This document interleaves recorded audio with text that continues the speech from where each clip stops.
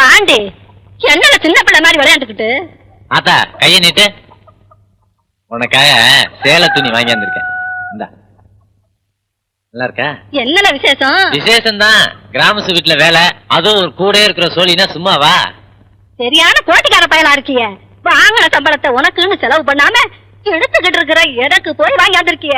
ஐயோ சம்பளம் இருக்காத்தா, சும்மா சொல்லக்கூடாது. சொக்க தங்க எங்க ஐயா 48 பட்டி பெருமையா பேசுனா சும்மாவா? ஏல வேண்டியதை வாங்கிக்கன்னு சொல்லிவிட்டாருன்றேன், அதான் வாங்கி வந்தேன் உனக்கு. ஏல வேணாமா பாருங்க. இங்க பாரு பிள்ளை, உனக்கு பிடிச்ச கலர்ல கெட்டி புடவை லவ் கத்தினி வாங்கி வந்திருக்கேன். வாயில என்ன கொல்கட்டியா வச்சிருக்க? நல்லா இருக்கா இல்லையான்னு சொல்ல மாட்டீங்களா?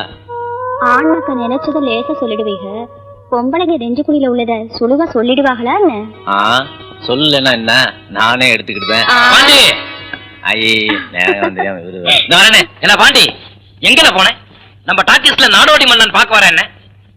ஊர்ல ஒரு பயப்புல இல்லாம அத்தனை பயலும் பார்த்தானவ நீ ஒருத்தன் தான் பாக்கி. நான் எங்கத்தான் பாக்குறது, கிராமத்து வீட்டுல சோழி சரியா இருக்க. என்னல பையன் கையுமா?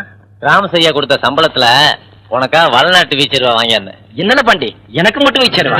வேட்டி துணி கிடைக்கலையா? வீரனுக்கு வீச்சருவான்னு வேட்டி துணி மேல வச்சுதானே கொடுக்குறேன்.